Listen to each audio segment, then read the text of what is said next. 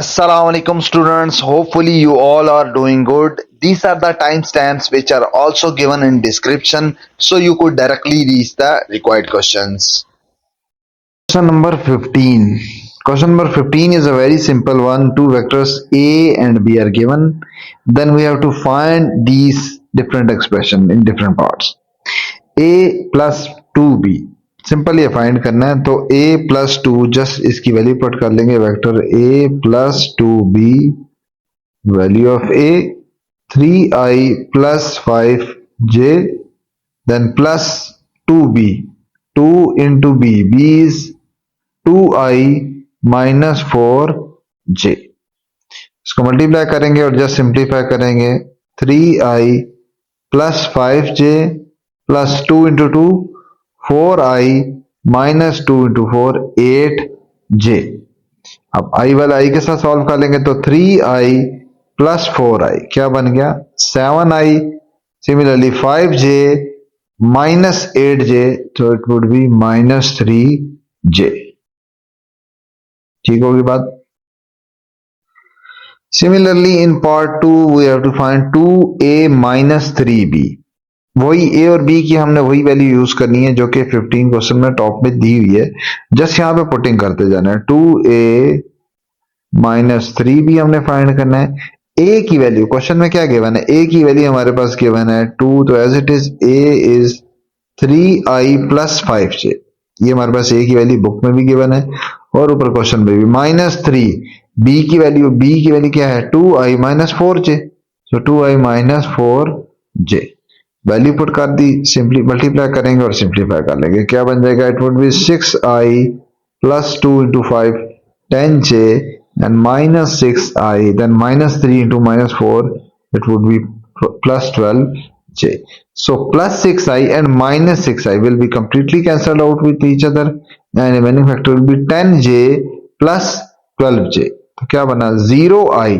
i का हमारा कोई कंपोनेंट बनता है तो 0i प्लस 22j आई इसलिए लिखना जरूरी है क्योंकि इसकी जो दूसरी वेक्टर फॉर्म होती है हमारी क्या बनती है 0 और 22 ठीक है तो यहाँ पे आपने आई और जे है फाइनल आंसर आपका आई और जे कंपोनेंट में लाजमी होना चाहिए इसलिए मैंने कैंसिल होने के बाद भी 0i हालांकि बनता 0 ही है लेकिन आई और जे सेपरेट कंपोनेंट इसमें मेंशन करने हैं इसी तरह पार्ट 3 में भी हम जस्ट क्या करेंगे 5 into 2a plus b just put the value of a and b 2a a की वैल्यू वही जो हम यूज करते आ रहे हैं 3i प्लस 5j a की वैल्यू पुट कर दी इसी तरह प्लस b तो p की value 2i minus 4j 2i minus 4j ये सारी क्वेश्चन में आपकी गिवन है ऊपर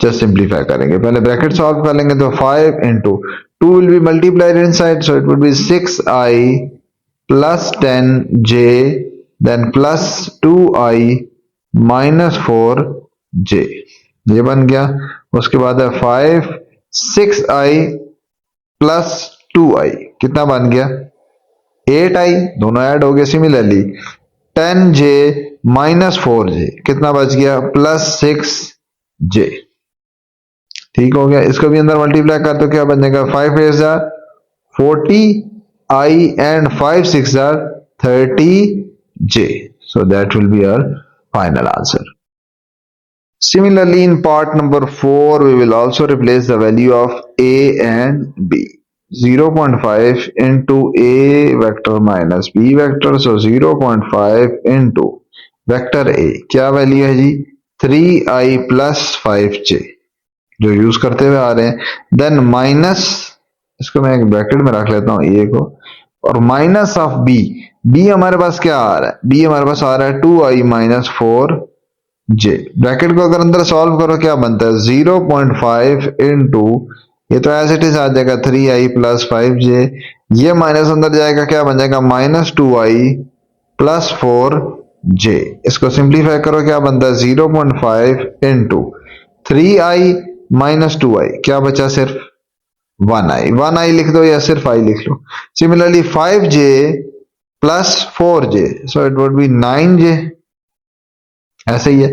अब 0.5 को अंदर मल्टीप्लाई करोगे तो क्या बन जाएगा, 0.5 आई प्लस 0.5 इंटू 9 क्या बन जाएगा, 4.5 जे। ये भी आंसर ठीक है। अगर पॉइंट को खत्म करके लिखना है 5/10 45 है वो भी कर सकते हो, लेकिन उसकी कोई जरूरत नहीं है। अब यहां तक भी आपका आंसर ठीक काउंट होता है।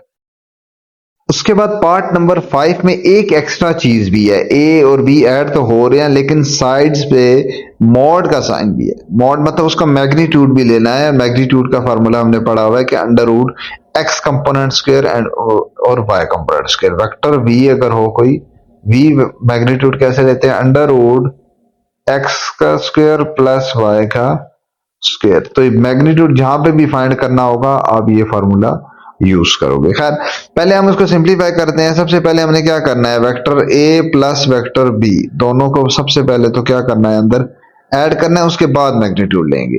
वेक्टर ए क्या है जी, 3i प्लस 5j, ठीक है। और वेक्टर बी वो भी हम यूज करते आ रहे हैं, 2i माइनस 4j। ये आ गया। इन दोनों को ऐड किया तो जाहिर सी बात है आई कंपोनेंट आई के साथ क्या बन जाएगा, 3i plus 2i, so it would be 5i, then plus 5 minus 4 क्या बन गया, 1j। ये हमारे पास आ गया x और y।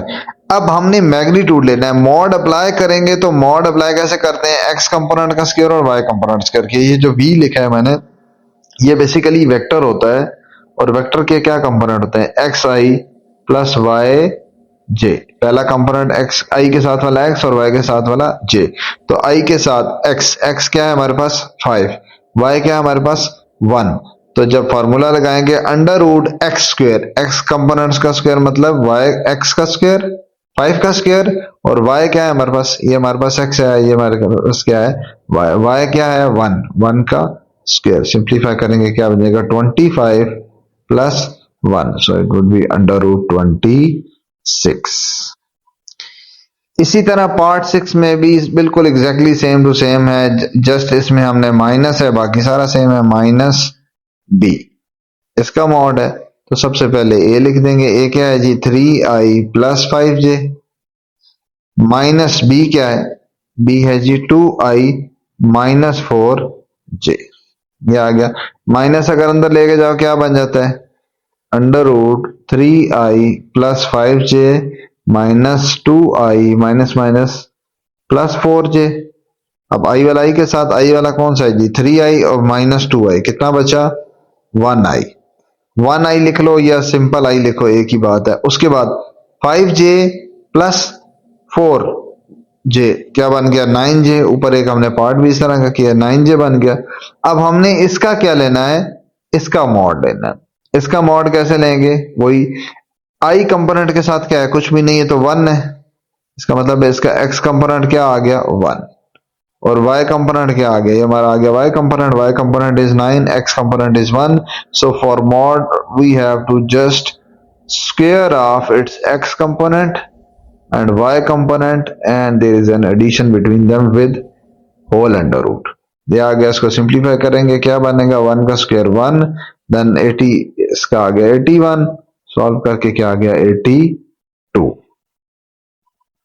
अब पार्ट नंबर 7 में एक चीज डिफरेंट है, वो ये है कि a का अलग से मॉड है, b का अलग से मॉड है, फिर सिंप्लीफिकेशन है। ठीक होगी बात।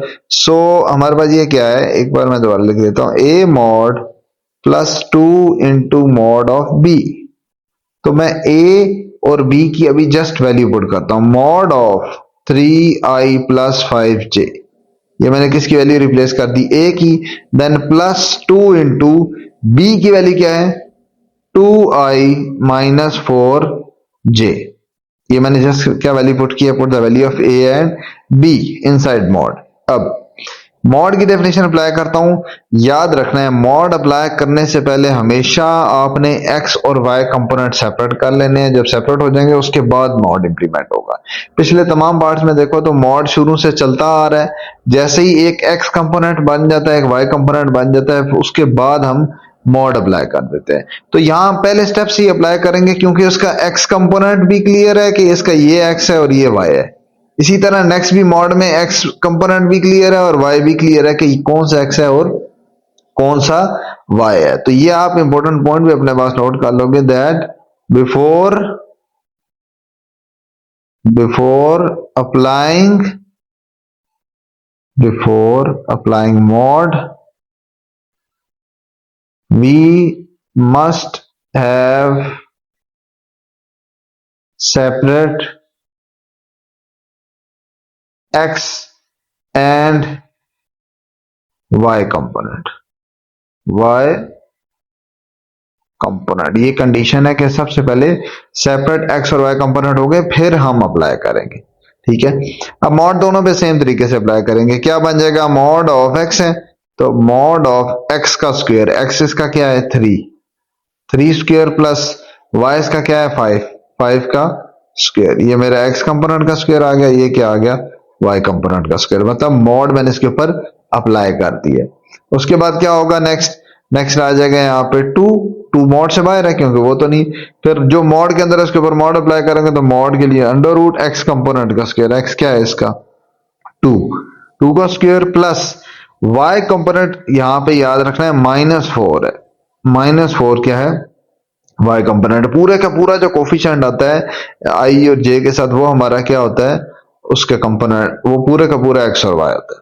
ठीक है, माइनस भी इंक्लूड होता है इसमें। सही हो गया। वैसे कोफिशिएंट होता नहीं है, ये उसका कंपोनेंट होता है। कोफिशिएंट हम वेरिएबल के साथ को नंबर वाले इसके साथ जो नंबर था उसको कहते हैं। खैर इसको हम सिंप्लीफाई करेंगे, क्या बन जाएगा under root 9 plus 25 plus 2 into under root 4 plus 16 क्या बन गया under root 34 plus 2 into under root 20।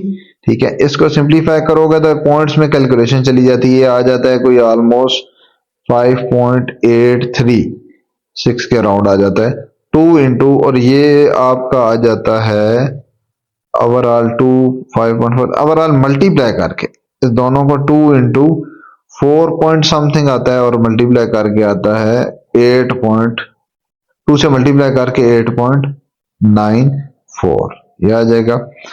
उसके बाद आ जाएगा 14.77, ये आपके पास आ जाएगा इसका फाइनल सोल्यूशन।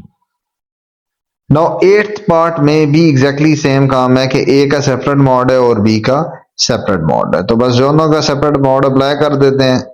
सेपरेट मॉड है दोनों के। ठीक है, तो सबसे पहले दोनों की वैल्यू पुट करते हैं। Value of a is 3i plus 5j minus value of b is 2i minus 4j। अब मॉड अप्लाई करना है या नहीं करना। पिछले स्टेप में हमें क्या चीज सीखा है कि अगर आपके x और y कंपोनेंट सेपरेट हुए हुए हैं, मतलब i और j सेपरेट हैं, तो आप उसके ऊपर मॉड उसी स्टेप में अप्लाई कर सकते हो। So now we can apply mod x component square x component मतलब 3 का square plus y component is 5 का स्क्वायर। सिमिलरली बीच में माइनस आ जाएगा जो कि पहले से था। फिर दूसरा क्या है अंडर रूट x कंपोनेंट का स्क्वायर मतलब 2 का स्क्वायर और y कंपोनेंट इज -4 का स्क्वायर। बस उसको सिंप्लीफाई करेंगे वही दोबारा से आ जाएगा 9 plus 25 and minus under root 4 plus 16 क्या बन गया हमारे पास equals to under root 34 minus under root 20 under 34 is 5.83 जो कि अभी हमने ऊपर निकाला है एंड अंडर रूट 20 इज 4.47। दोनों आपस में माइनस करो तो ये बन जाता है 1.36। Now in question number 16 we have to find the value of p। p हमने फाइंड करना है क्वेश्चन मार्क। ठीक है, for which the vector u is parallel to vector v। Condition क्या गिवन है, कंडीशन हमारे पास गिवन है कि u जो वेक्टर है वो पैरेलल है किससे, वेक्टर v से। तो वेक्टर्स में एक कॉन्सेप्ट आपका यूज होगा पैरेलल वेक्टर के लिए। अगर आपके पास दो वेक्टर पैरेलल हो तो याद रखना है one vector will B scalar multiple of other vector, ये हमेशा होगा। ठीक है, पहले स्टेटमेंट ये पॉइंट लिखवा देता हूं। If two vectors are parallel, ये पैरेलल का साइन है, then one vector will be scalar multiple of other vector. एक वेक्टर दूसरे का क्या होगा, स्केलर मल्टीपल होगा। अगर मैं यही चीज यहां पे अप्लाई करूं तो लिखूंगा क्या, as u vector is parallel to vector we. अगर u वेक्टर v के पैरेलल है तो क्या मतलब होगा, u is equals to k v. ये k कुछ भी हो सकता है कि ये हमारे पास वेयर ए सेपरेट लिख रहा हूं, where k is a scalar constant. एक क्या है, स्केलर नंबर है, स्केलर कांस्टेंट है एक तरह का। ठीक है, एक वेक्टर दूसरे का स्केलर मल्टीपल होगा। अच्छा ये है किस तरह से, देखो सिंपल सी बात है। अगर मैं लिखता हूं ये वेक्टर है a, ठीक है, और ये वेक्टर मैं इसी तरह का बिल्कुल बनाता हूं, ये वेक्टर b बनाता हूं, ठीक है। तो हमने पीछे एक्सरसाइज जिस तरह से की है, पीछे एक्सरसाइज के क्वेश्चन जो किए हैं, तो यहां से क्या आपको लग नहीं रहा ए और बी की ओरिएंटेशन तो एक जैसी है, सिर्फ ये है कि बी का मैग्नीट्यूड मुझे इससे डबल लग है। तो मैं कह सकता हूं कि b is actually double of a। ऐसे ही है, b उसका क्या है, डबल लग रहा है। अब गौर करने वाली बात क्या है, देखो vector b is equal to some scalar number into vector a। ऐसे ही आ रहा है, एक वेक्टर दूसरे का स्केलर मल्टीपल आ रहा है कब, कि अगर ये दोनों b और a पैरेलल है। इसके लिए जरूरी है कि पैरेलल होने चाहिए। अगर मेरे पास a ऐसा होता और b इस तरह का वेक्टर होता तो मैं कभी भी नहीं लिख सकता था कि ए बी का डबल है या ए बी के इक्वल है या उसका हाफ है, ये कभी भी नहीं लिख सकता जब तक ये पैरेलल ना हो। तो इस एक्सरसाइज में पीछे भी एक क्वेश्चन किया है जिसमें एक वेक्टर गिवन था u या आई थिंक p या a गिवन था, वेक्टर था, और बाकी सारे उससे रेलेवेंट थे। हाँ, a वेक्टर था और b उसका डबल है, c उसके ट्रिपल है, इस तरह की चीजें दी थी। लेकिन देखने वाली बात उसमें क्या थी कि वो सारे के सारे उनकी ओरिएंटेशन सेम थी, वो एक ही जैसे एंगल पे पड़े हुए थे। ठीक होगी बात। तो इसलिए हम क्या कहते हैं, if one vector is parallel to another vector then one vector that first vector will must be a scalar multiple of other vector.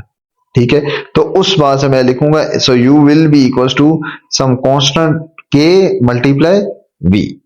यहां पे अब मैं पुट कर देता हूं u और v दोनों पुट कर देता हूं। क्या बनेगा, u क्या है हमारे पास, u की वैल्यू है इसके अंदर मैं पुट कर रहा हूं नीचे। ठीक है, u की वैल्यू हमारे पास क्या है, 3i प्लस 6j।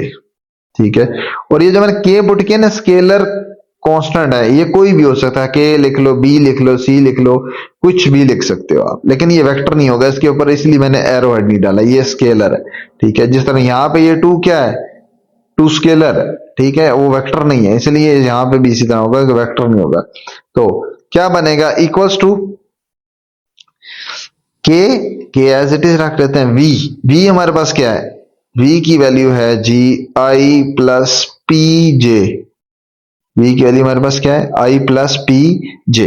अच्छा, इसको अगर मैं मल्टीप्लाई करूं क्या बनेगा, इसको मैं ऊपर कर लेता हूं, इसको अगर मल्टीप्लाई करते हैं, सिंप्लीफाई करते हैं, क्या बनेगा, 3i प्लस, मुझे वैसे इसमें p की वैल्यू फाइंड करनी है, 6j इक्वल टू, के को अंदर मल्टीप्लाई करूंगा तो के आई प्लस के पी जे। जस्ट मैंने यहां पे क्या किया है, इस k को अंदर मैंने मल्टीप्लाई किया इसके साथ भी, तो के आई आ गया, उस k को इसके साथ भी किया, तो क्या बन गया, के पी। अब मैं दोनों साइड्स को कंपेयर करूं by comparing x and y component. अगर मैं x और y कंपोनेंट, x मुझे पता है i के साथ वाला x होता है, इधर i के साथ क्या है, k। अगर मैं दोनों को कंपेयर करूं तो x कंपोनेंट के इक्वल आ गया, क्योंकि इक्वालिटी है ना बीच में, ये दोनों साइड से इक्वल है, तो इसका x कंपोनेंट 3 है, तो 3 किसके इक्वल आएगा, k के इक्वल आएगा। k की वैल्यू क्या आ गई यहां से 3, लेकिन मुझे k कितनी, मुझे p की वैल्यू चाहिए थी। इसी तरह y कंपोनेंट भी कंपेयर कर सकता हूं, y कंपोनेंट इसका क्या है 6, इसका क्या है y कंपोनेंट kp। तो y कंपोनेंट कंपेयर करूंगा तो y कंपोनेंट से मेरे पास ये x कंपोनेंट से रिजल्ट है, y कंपोनेंट से आएगा 6 will be equals to kp।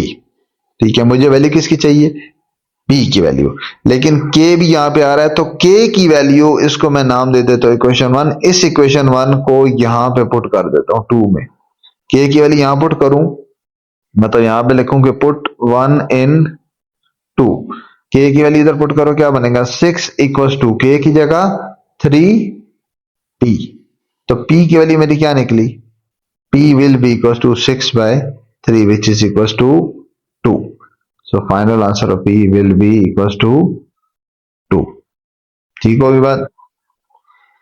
Now in question number 17, if a, b and c are three vectors which are given as follows, then find a unit vector. अब इसमें क्या आ गया, हमने क्या फाइंड करना है, यूनिट वेक्टर फाइंड करना है। सबसे पहले तो इसके ऊपर स्टार लगा रहा हूं, आपका ये बड़ा इंपॉर्टेंट क्वेश्चन है, इसमें से काफी बार आ चुका है। यूनिट वेक्टर से रिलेटेड बहुत क्वेश्चन पूछा जाता है, शॉर्ट क्वेश्चन में खास तौर पर। ठीक है, यूनिट वेक्टर फाइंड करना है in the direction of this, a plus b की डायरेक्शन में हमने फाइंड करना है यूनिट वेक्टर। ठीक है, यूनिट वेक्टर की डिटेल में फिर जाएंगे, पहले हम सिंपल ये जो उन्होंने फाइंड करने के लिए कहा है वो निकाल लेते हैं। पहले हम a प्लस बी की वैल्यू निकालते हैं, वो एक वेक्टर आ जाएगा। फिर हमारा टारगेट होगा कि उस डायरेक्शन में a प्लस बी की डायरेक्शन में फाइंड करना है ना, तो a प्लस बी की डायरेक्शन में हम यूनिट वेक्टर फिर फाइंड करेंगे।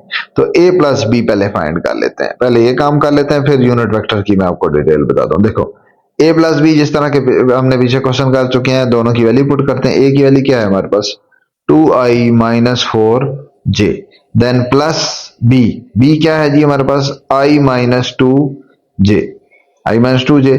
अब i वाला i के साथ कर दिया, इसके साथ कुछ नहीं है तो 1 है, तो 2 प्लस 1 3i, ये 3i आ गया, एंड माइनस 4 माइनस 2 क्या बन गया माइनस 6j।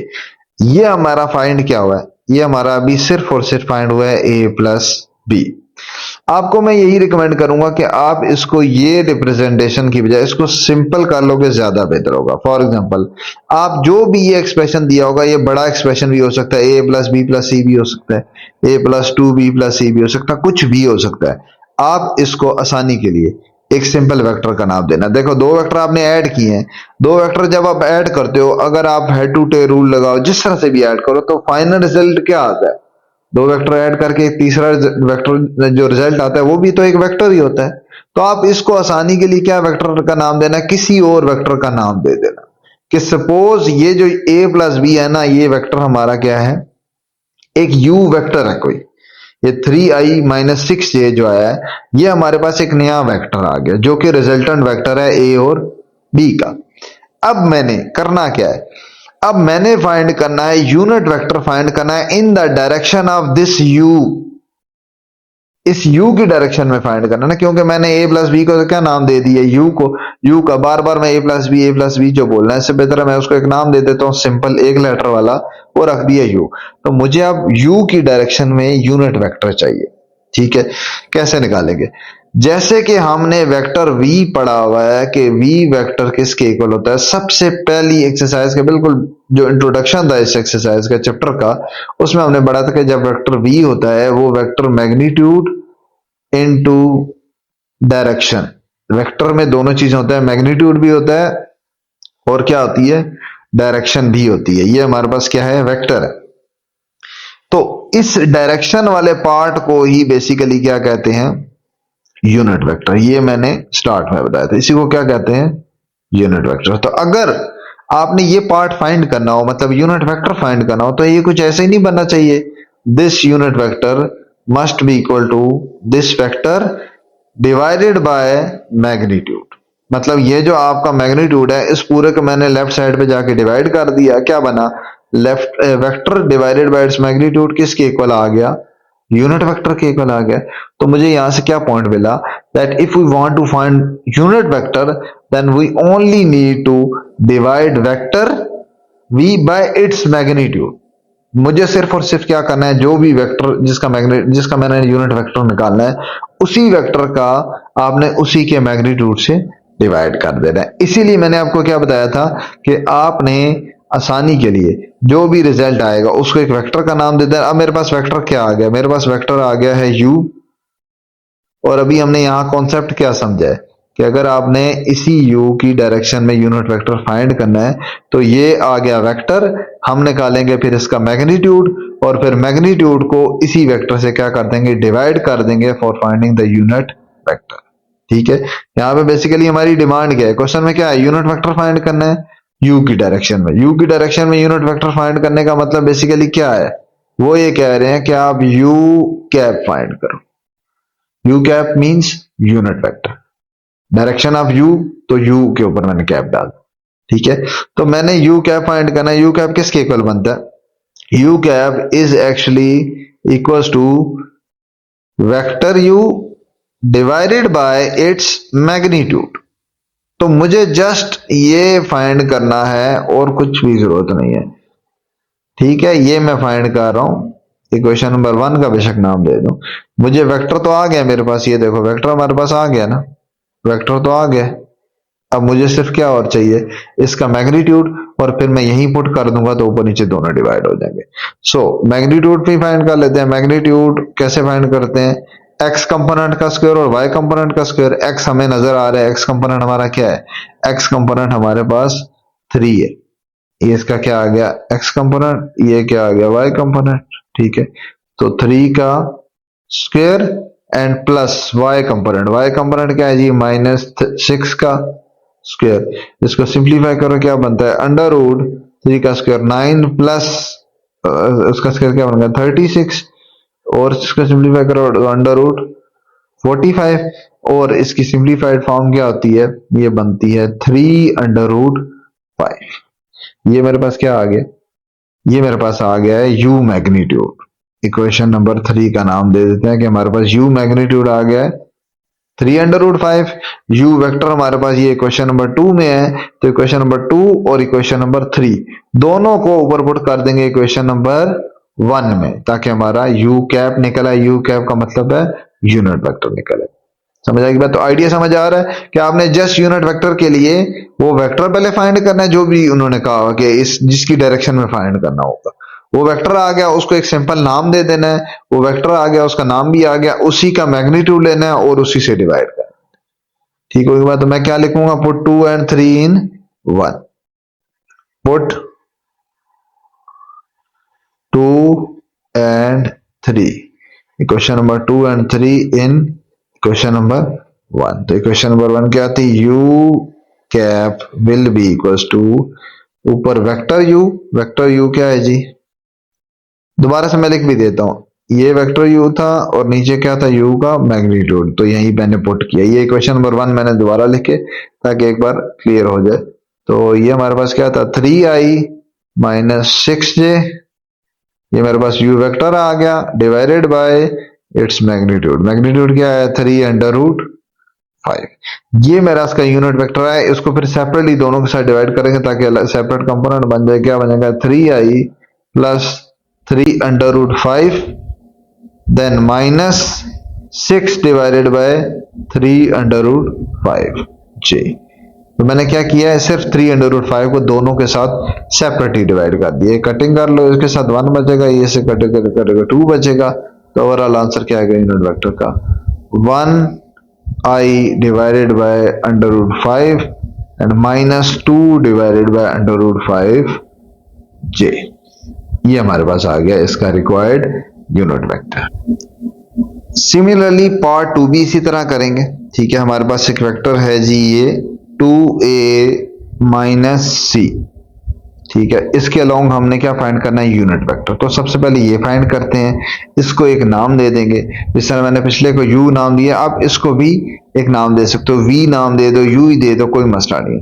क्या बनेगा, सबसे पहले a और c की वैल्यू पुट करोगे। a और c की वैल्यू हमारे पास क्वेश्चन में गिवन है, तो वो यहाँ पे डायरेक्टली पुट कर रहा हूँ। 2 a की वैल्यू गिवन है 2i माइनस 4j, जो कि हमारे पास क्वेश्चन में गिवन है। देन माइनस c की वैल्यू इस तरह से given, c is given in this form 1,3। तो ये मैंने वेक्टर रिप्रेजेंटेशन बताई, तो ये इसकी दूसरी रिप्रेजेंटेशन बेसिकली क्या है, 1i plus 3j।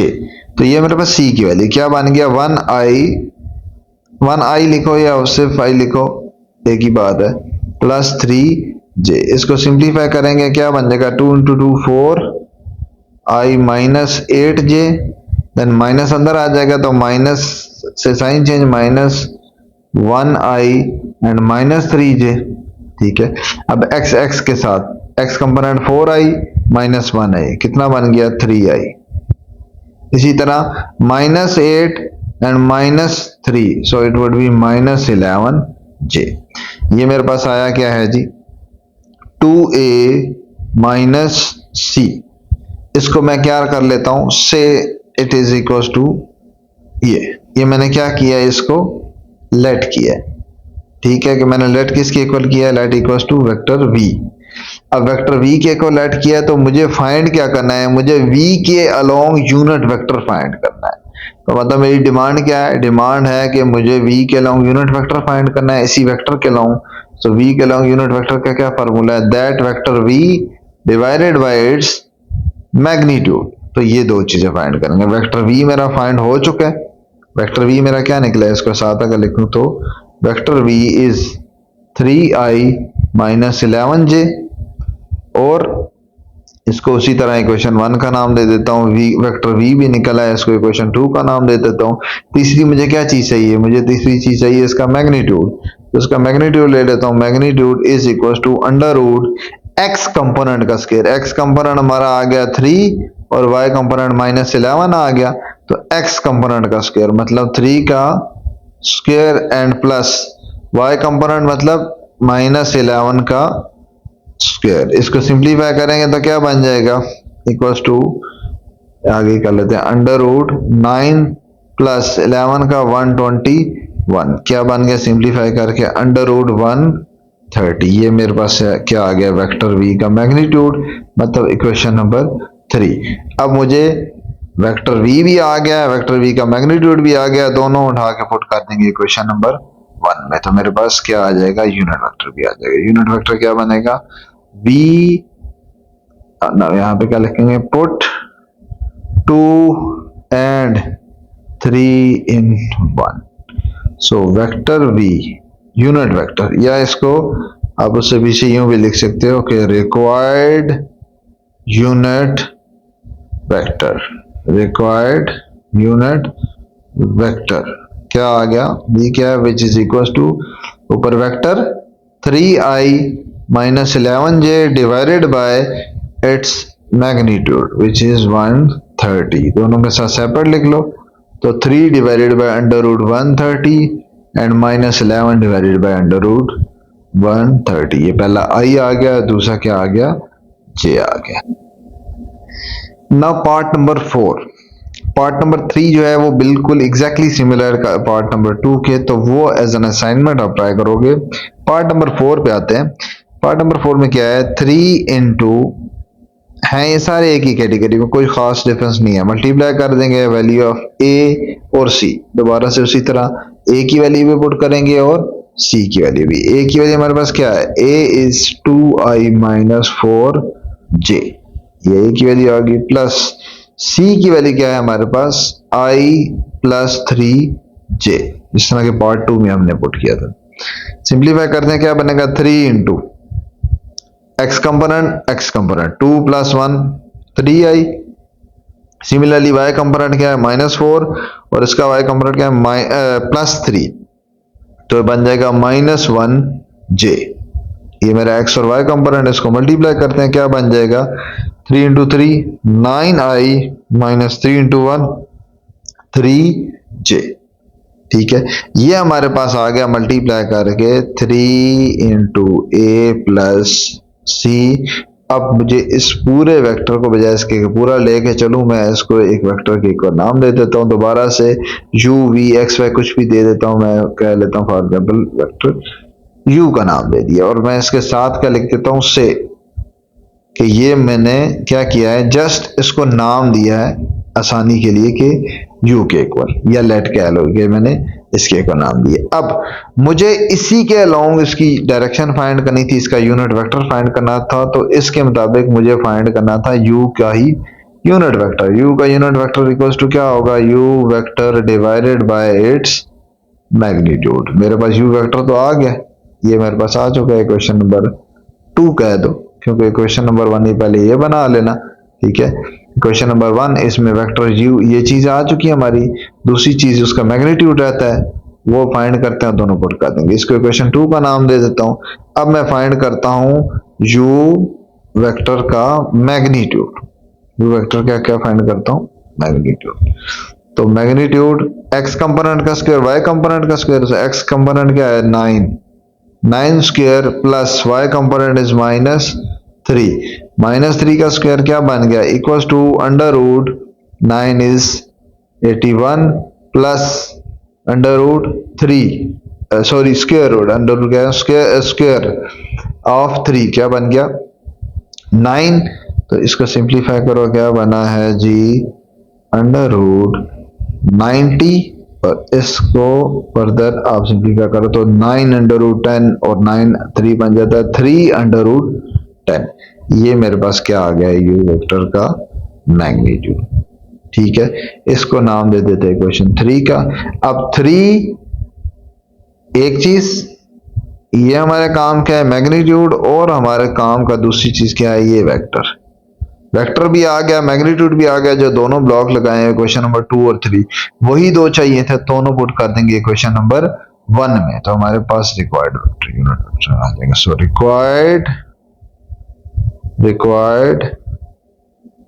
unit vector can be represented by u cap which will be equals to u vector मतलब ये आप इससे ऊपर लिख लोगे कि पुट हमने क्या किया पुट 2 and 3 in 1 दोनों को हमने किस में पुट किया क्वेश्चन नंबर 1 में पुट किया। ऊपर यूनिट वेक्टर ऊपर वेक्टर आ जाएगा 9i - 3j डिवाइडेड बाय नीचे उसका मैग्नीट्यूड वो क्या है 3 अंडर रूट 10। इसको दोनों के साथ सेपरेटली डिवाइड करो तो 9i divided by 3 under root 10 and -3 divided by 3 under root 10j। Cutting कर लोगे ये से कैंसिल 3 आ गया 3 से कैंसिल 1 आ गया। इसकी सिंप्लीफाइड फॉर्म हमारी क्या निकली u vector is equal to 3i divided by under root 10 and -1 by under root 10j. So that is the required unit vector. Similarly part 5 भी इसी तरह से होगा, सिर्फ एक कंपोनेंट एक वेक्टर एक्स्ट्रा ऐड हो गया तो थोड़ी सी सिंप्लीफिकेशन हमारी लेंथी हो जाएगी, बाकी सारे का सारा पैटर्न सेम ही रहेगा। सबसे पहले हम वेक्टर फाइंड करते हैं। ठीक है, वेक्टर को आप शुरू से ही कोई नाम दे सकते हो, मतलब इस सारे का सम क्या आएगा कोई वेक्टर ही आएगा ना। तो मैं क्या कह देता हूं late u is that vector which is the solution of all this expression। मतलब u हमारे पास वो वेक्टर है जो कि क्या है किसके इक्वल है a plus b plus 2c। ये हमारे पास शुरू में ही आप नाम दे सकते हो, तो कोई ऐसा कोई रिस्ट्रिक्शन नहीं है कि आप शुरू में नाम नहीं दे सकते। तो आप शुरू में नाम दे दोगे तो आप सारे की वैल्यू पुट करो। a की वैल्यू हमने क्या पढ़ी है a की वैल्यू पर क्वेश्चन में गिवन है 2i - 4j। ये हमारे पास क्या है जी a प्लस b की वैल्यू क्या है b की वैल्यू गिवन थी जी i - 2j। ये हमारे पास ये सारा कुछ वो डाटा है जो क्वेश्चन में गिवन है i - 2j then plus 2 into c है, c के साथ 2 मल्टीप्लाई भी हो रहा है 2 into c क्या था i + 3j।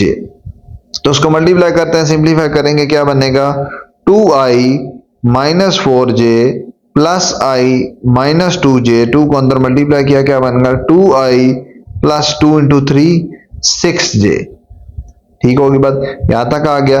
अब हमारे पास सारे जो i वाले हैं वो सेपरेट कर लेते हैं और j वाले सेपरेट कर देते हैं। i वाले देखो क्या बनेगा i वालों के मैं इस तरह डिफरेंट मार्क डाल लेता हूं, i के ऊपर टिक लगाता हूं i 2i plus 1i then plus 2i plus 1i 3i plus 2i कितना बन गया 5i सॉरी ये क्या बन जाएगा 2 + 1 3 + 2 5i।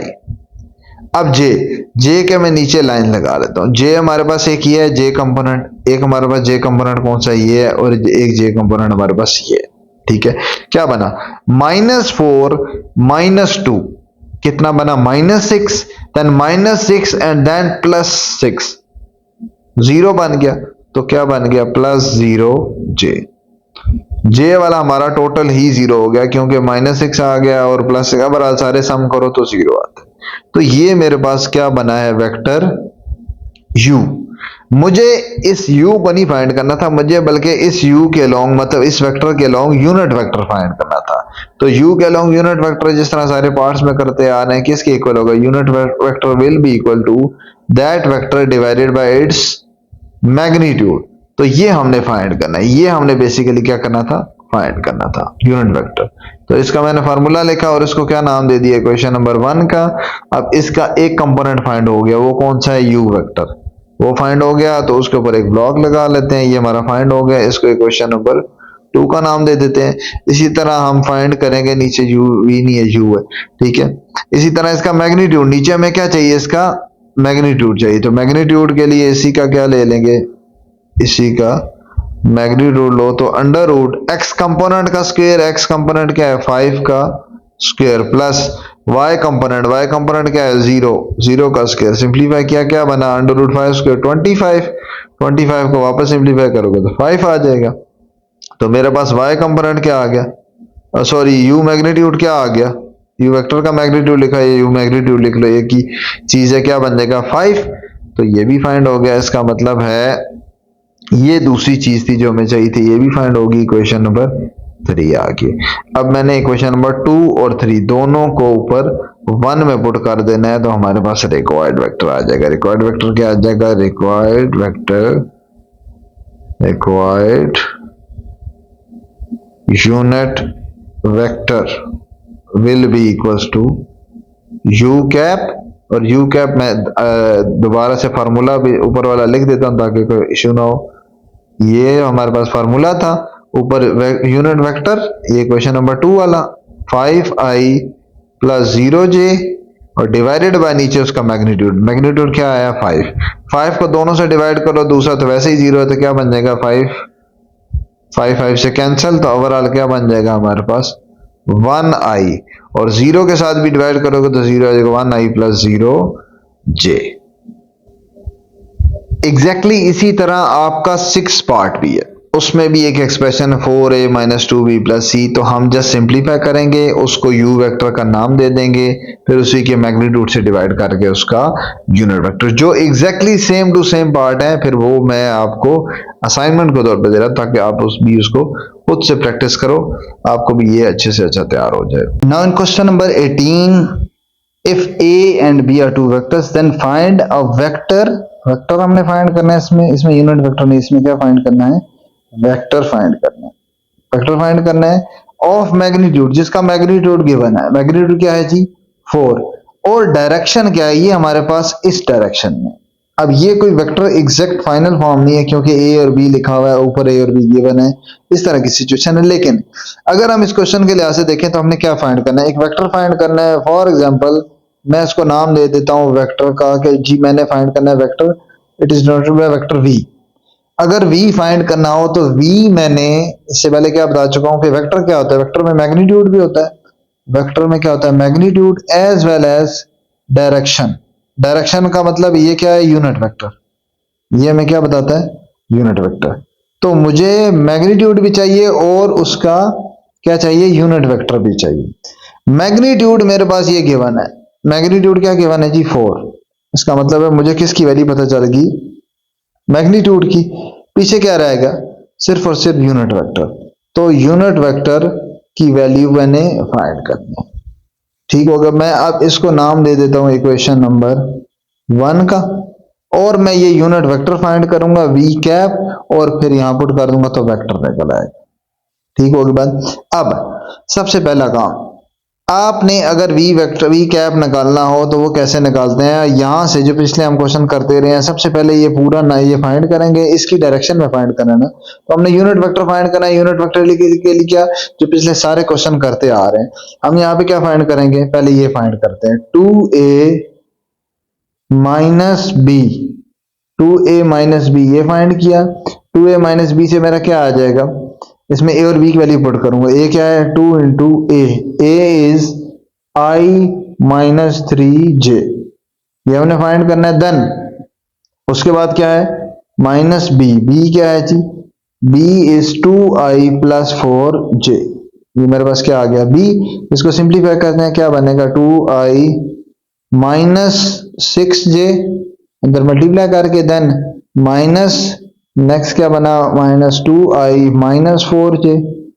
अब i वाला i के साथ 2i माइनस i दोनों कैंसिल हो गया, ओवरऑल क्या बचा सिर्फ 0i। और इसी तरह minus 6j and minus 4j will be 10 minus 10j। ठीक होगी बात, ये बन गया मेरे पास वेक्टर क्या आ गया 2a वेक्टर माइनस b। ये मेरे पास अभी सिंपल ये वेक्टर है, मुझे इसका यूनिट वेक्टर चाहिए, इसकी डायरेक्शन चाहिए, तो मुझे क्या करना है, इसको भी क्वेश्चन 2 का नाम देता हूं। एग्जैक्टली पिछले पूरे क्वेश्चन में जिस तरह हम करते आ रहे हैं, इसी का मैग्नीट्यूड फाइंड करेंगे और इसी से डिवाइड कर देंगे। इसी का मैग्नीट्यूड फाइंड करेंगे तो इसका मैग्नीट्यूड क्या होगा, अगर हम इसका मैग्नीट्यूड फाइंड करने जाए तो ये हमारा हो जाएगा magnitude of this vector will B, इसी का 2a माइनस b वेक्टर का ही हम क्या फाइंड करेंगे मैग्नीट्यूड। मैग्नीट्यूड क्या होता है अंडर रूट x कंपोनेंट का स्क्वायर, x कंपोनेंट मतलब 0 का square and plus y component is minus 10, so minus 10 का स्क्वायर। इसका भी हम स्क्वायर ले लेंगे, क्या बनेगा सिंप्लीफाई करके मेरे पास आ जाएगा अंडर रूट 0 प्लस 10 माइनस 10 का स्क्वायर, ओवरऑल से सॉल्व होके क्या आ गया 100। सिंप्लीफाई किया 100 का अंडर रूट क्या आ गया 10। ये मेरे पास इसका क्या आ गया है मैग्नीट्यूड। अब मैग्नीट्यूड को हम क्या करेंगे डिवाइड कर देंगे इसी वेक्टर से, और 2 और 3 मतलब ऊपर ये वेक्टर आ जाएगा ये वाला जो इक्वेशन 2 वाला है, और नीचे उसका क्या आ जाएगा मैग्नीट्यूड। तो इस तरह से हम क्या फाइंड कर सकते हैं इसका यूनिट वेक्टर। तो यूनिट वेक्टर उसी तरह ये हमारा यही यूनिट वेक्टर फाइंड हो रहा है जो कि इक्वेशन 1 में हमारे पास यहाँ पे लिखा ना जिसके ऊपर मैंने ब्लॉक डाला है, यही यूनिट वेक्टर फाइंड हो रहा है। ये क्या बन जाएगा v, इसको नाम भी बेशक दे देता है कि v cap will be equal to, ये हमारा यूनिट वेक्टर क्या है जी equal to v cap which is the ratio of vector by its magnitude. तो वेक्टर कहाँ पे है इक्वेशन नंबर 2 में 0i minus 10j divided by its magnitude. Magnitude क्या है जी हमारा 10। तो ये मैंने क्या यहाँ पे पुट किया है समझो इक्वेशन यूजिंग इक्वेशन 2 एंड 3। मैंने क्या यूज किया इक्वेशन 2 और 3। सिंप्लीफाई करो क्या बन जाता है ऊपर नीचे कैंसिल, 0i माइनस 10 इससे भी डिवाइड होगा तो बन जाएगा 1j। ये मेरे पास आ गया है v कैप। इसको आप यहां से फाइंड करोगे, यहां से उठा के पुट कर दोगे इक्वेशन नंबर 4 का नाम दे दो, और 4 को आप कहां पे पुट कर दोगे इस इक्वेशन नंबर 1। तो क्या लिखोगे पुट 4 इन इक्वेशन नंबर 1। इक्वेशन नंबर 1 में पुट किया तो क्या बना हमारे पास v वेक्टर, इससे पहले बल्कि यूं रिक्वायर्ड वेक्टर लिख देते हैं, required vector will be equals to vector v which is equals to 4 जो कि मैग्नीट्यूड था इसमें into unit vector. Unit vector हमारा जो कि इक्वेशन नंबर 4 में आया 0i माइनस 1j मल्टीप्लाई किया क्या बन गया 0 से 4 से 0 ही बनेगा minus 4j। So this one is our required vector. Similarly in part 2 we also have to find vector। दोबारा से हमने वेक्टर फाइंड करना है और मैग्नीट्यूड क्या दिया हुआ है उसमें 6 दे दिया, तो बिल्कुल वैसे ही उसी तरह करेंगे। मैग्नीट्यूड 6 दे दिया लेकिन एक चीज डिफरेंट की है। डिफरेंट क्या किया है कि ऑपोजिट डायरेक्शन। ऑपोजिट जब भी आता है तो हम शुरू से क्या पढ़ते जा रहे हैं, ऑपोजिट जब आता है तो सिर्फ क्या आ जाता है बाहर माइनस का साइन आ जाता है, बाकी सारा सेम होगा। तो उसी डायरेक्शन में फाइंड करेंगे आपका जिस तरह पहले किया है 2a माइनस b है, इसमें सिर्फ a प्लस 2b है, वेक्टर डिफरेंट है वो फाइंड करके, लेकिन उसके साथ माइनस भी लगाएंगे। Minus shows the opposite direction, ठीक है। तो वही सारा मेथड करते हैं। सबसे पहले वही इसी तरह वेक्टर जो हमने फाइंड करना है, तो वेक्टर क्या बनता है हमारा वेक्टर रिक्वायर्ड वेक्टर। इसको अगर दोबारा से मैं रिक्वायर्ड वेक्टर फॉर्म लिख लूं, सो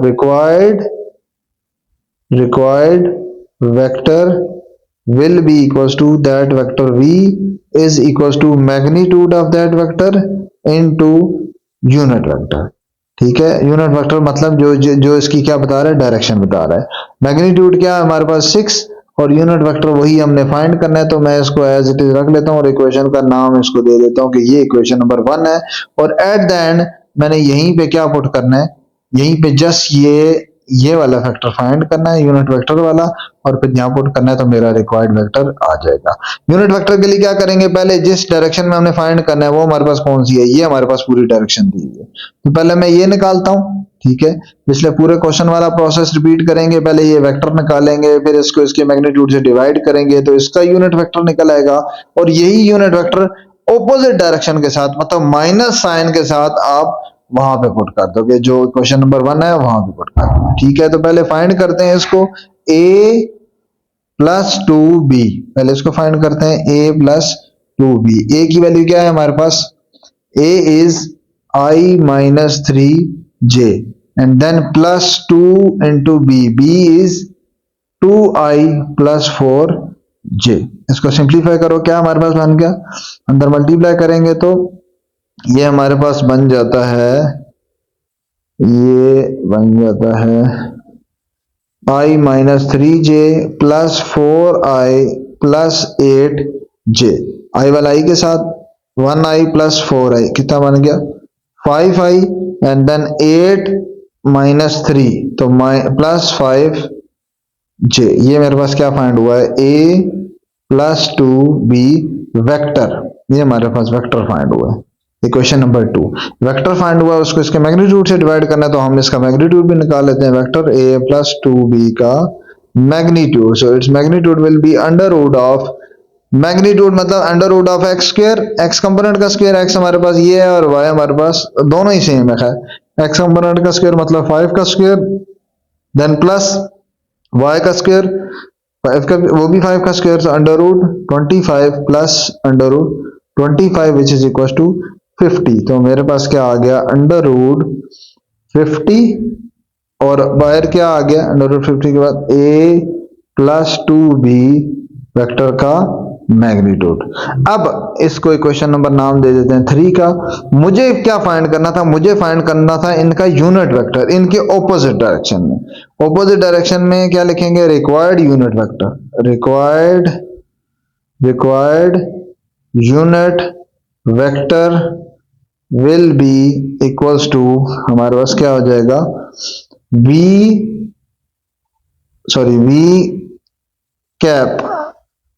कैप इज इक्वल्स टू क्या आ जाएगा, negative of all this ratio, negative of ऊपर क्या आ जाएगा इक्वेशन नंबर 2, ये इक्वेशन नंबर 2 क्या है 5I plus 5j divided bye नीचे उसका क्या आ जाएगा मैग्नीट्यूड 50। मतलब ये मैंने क्या यूज किया, equation using equation 2 and 3, equation 2 and 3 मैंने 2 और 3 को यूज किया है और जस्ट क्या किया है, वेक्टर को ये जो कि वेक्टर गिवन था उसको उसके मैग्नीट्यूड से क्या कर दिया है, डिवाइड कर दिया है, जो कि हमारा मेथड होता है कोई भी यूनिट वेक्टर निकालना हो। पहले तो ऊपर वेक्टर को उसके मैग्नीट्यूड से डिवाइड किया और ये माइनस क्या शो कर रहा है, ये माइनस शो कर रहा है जो क्वेश्चन की डिमांड थी कि उसमें क्या कहा हुआ था कि ऑपोजिट डायरेक्शन में, ये माइनस क्या शो कर रहा है ऑपोजिट डायरेक्शन। तो माइनस यहाँ पे सिंप्लीफाई करेंगे क्या बन जाएगा हमारे पास, इज इक्वल टू, ये और भी सिंप्लीफाई हो जाता है, vector this divided by -5I divided by, ये हमारे पास बनता है अंडर रूट 50। अंडर रूट 50 को अगर आप सिंप्लीफाई करके लिखते हो ये बनता है 5 अंडर रूट 2 बनता है। ये वन आप यहाँ पे ही चेंज कर सकते हो, अंडर रूट 50 यहाँ पे लिखा हुआ ना, उसी के बाद आगे 5 अंडर रूट 2 इसको कर सकते हो। देन माइनस नेक्स्ट से भी मल्टीप्लाई होगा तो -5j divided by under root 50 can be written as 5 under root 2।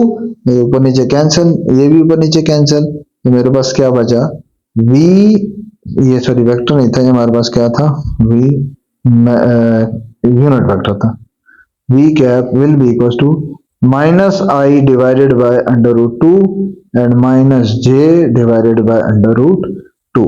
तो इस रिक्वायर्ड वेक्टर को आप पुट कर दोगे इक्वेशन नंबर 1 में। इक्वेशन नंबर 1 में हमने पुट करना है जहां से हमारे पास फाइनल आंसर निकल आएगा। इक्वेशन नंबर 1 क्या थी, ये क्वेश्चन नंबर 1 थी। Required vector is equals to this vector v equals to 6 into v।